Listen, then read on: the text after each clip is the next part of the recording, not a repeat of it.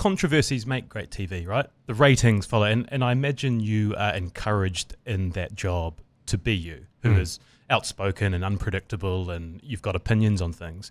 And there's a line, and I guess the bosses want you to get right up to that line but not cross it. And sometimes you cross it, and that comes with the package, right? That's why your numbers were so incredible, because people would tune in. Some would tune in to love you, some would tune in to hate you, some would tune in just to see what you got to say. And a lot of the people that hate you, they tune in to have their prejudices about you reinforced. You know, well, that's fine. So we're thinking about, I mean, there are a list of controversies. When you think back at them, do you reflect on them? Do you think they were mistakes? Was that part and parcel of the job? How do you dwell on that? Well, it was definitely part and parcel of the job, in that I was employed just to be me, and it was the way I was. And, you know, were they mistakes?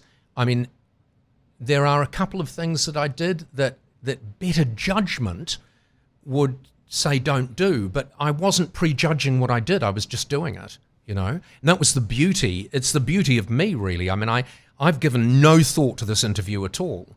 And people would say to me, you know, do you get nervous before you go on? You get nervous before you do something if you think too much about it, because if you don't do it the way you've thought about it, you think it's you know, fucking up. But if you don't think about it, if you just say, look, they've employed me to be me, so I'll go in and be me. And the day they stop employing me will be the day they don't want me anymore for whatever reason. But I never want to be employed because I'm not me. Do you know what I mean? Yeah. So, you know, and people will talk about the famous things I allegedly did wrong, or the controversies and that, and they will ignore the fact that I was doing 3 hours live television 5 days a week for 7 years. If you have 3 hours worth of conversation with your partner 5 days a week for 7 years, you're going to say some things that you possibly shouldn't have, you know? Yeah.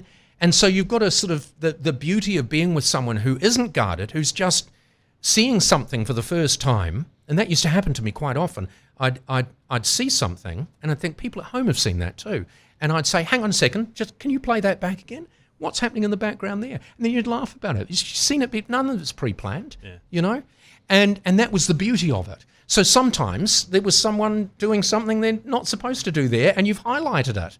And you started to laugh at it and then saw what they were doing. Oh, shit, you know? But you're in, you're out, you know? Well, yeah, it did appear manic at times. Like you say, it's unnatural to be that intense and that tuned in and that sleep deprived for so long. Yeah. The Dikshit one springs to mind. And it's like, from what I understand, that was the way you pronounced it. That was her name. Dikshit. Yeah. You were told to pronounce it differently. Yeah. You went with the real name. The official pronunciation was Dikshit. And it became an international. Well, but did it? Some absolute twat working for Foreign Affairs in India apologised. And I know this for a fact. When they apologised, no one knew what they were talking about. So this apology, which was not solicited, they didn't know anything about it, was offered without authorisation from New Zealand by this Foreign Affairs person in India. And all of a sudden it becomes an incident. The funny thing is I received quite a few emails, one way or another they got to me through TVNZ, from students of Sheila Dikshit's who said she actively laughed about her own name because she was a minister of the Crown in India, but also was a lecturer at university. And she said, and she she credited her success in life to her surname that people laughed about. Yeah. You know? But, I mean, God, I could not do now the sort of jobs I've done in the past because New Zealand has become so prissy and so specific and I hate that term politically correct, but there's an element of truth in it. And I hate the term woke, but there's an element of truth in it. You know, I just wouldn't bow down to that now, because at the end of the day, we talked about it before, it comes down to communication.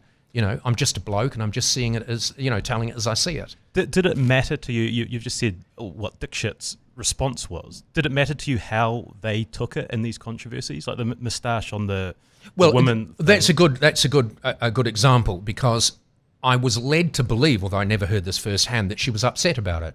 And of course, I'd never intended to upset anyone, you know, and I don't intend to upset anyone. So yes, I'm sorry that someone was upset by it, but am I sorry for actually doing it? I mean, you can't be sorry for doing it in hindsight, because you didn't have all that information up front, because that's what hindsight is. You know, in exactly that situation again, would I have done it? Yes. Would I do it again in exactly that situation again? Yes, I would. And people say, oh, but look, she was so, but you don't know these things going in. And you can avoid saying anything that may vaguely upset anyone, but then what you're doing is avoiding saying anything at all, you know, and you're just becoming another script reader. Is it a frustration that those handful of incidents kind of characterize your time in the spotlight in New Zealand? When you consider, like you said, 5 days a week, 3 hours a morning, over 7 years, that's a shitload of TV. Shitload. But those situations seem to repeatedly pop up. People bring them up all the time. But I suppose in a sense they are the highlights. Some people would say the lowlights, but they're the highlights of a career because they were hugely publicised. Like my sacking, I was the biggest racist in this country, right? That was my sacking was framed, you know, biggest racist in the country. And I literally had to go and hide out. Like there were journalists staking out my mother's rest home, you know, in case I went there. Staking out my girlfriend's house, you know, literally camped in my driveway. So, I mean, that's how big a racist I was, that I required that kind of scrutiny. My private life required that kind of scrutiny. But it's all, it's part of the rich tapestry. I think listening back to your earlier stories, that I and during the research, I clocked I think you were going to like a conference in Sky City, and there was like a demonstration at the front, quite heated. I think someone spat at you. Yeah, that wasn't even that long ago. Yeah. They were demonstrating at the National Party conference, which was being held in there. And I was going there for, someone had auctioned lunch with me as a charity lunch. So I had given up my precious time, because I'm so bloody wholesome, to go and have lunch with strangers who were paying money to a charity. But I suppose someone, well, because I was just evil. You know, I represented the evil, corporate, wealthy arseholes running this country. But was that a regular kind of occurrence to have those every day? That was an extreme. Right. But toned down those sorts of situations in public? public? You know, not much. And the number of people that would just come up to me and say the loveliest things, you know. I think a lot of people are frightened of saying the wrong, you know. People are more likely to say nothing at all, but certainly more likely to say something nice and want a photograph or something like that than they are to come up and attack you on something. I remember I was leaving a restaurant once, and I was in a restaurant once, and someone got up and walked out and said, I'm not going to sit in here with this racist. They didn't say it to me, they said it as they walked past. I said, excuse me, if you want to talk to me about anything, you're welcome to talk. Of course, then they ran. You know, I mean, I'm not a racist, but I'm not interested in saying that. Do you know, you know what I mean? But there is nothing that's happened to me that makes me even remotely interested in trying to prove that I'm not. I don't want to put words in your mouth, but I feel like you're the kind of guy that if the abuse and the vitriol is coming to you, fine, whatever, you'll deal with it. But as soon as the family start getting involved, does that cross the line? Like, are you active? That's what bothered me about, like, particularly, you know, my mother and things like that. Yeah, because that's totally unfair. And, you know, mostly criticism is water off a duck's back to me, as you say. The thing that I don't like is when someone criticizes me based on something that isn't true. So if they believe something about me themselves that isn't true, I'm okay with that, you know. But I'm not okay with them saying, oh, he's this because of this. And if that thing isn't a thing, then that slightly annoys me, maybe slightly frustrates me. But mostly I'm not subjected to it anyway. And it doesn't really happen now because I'm just a retiree, making and consuming gin.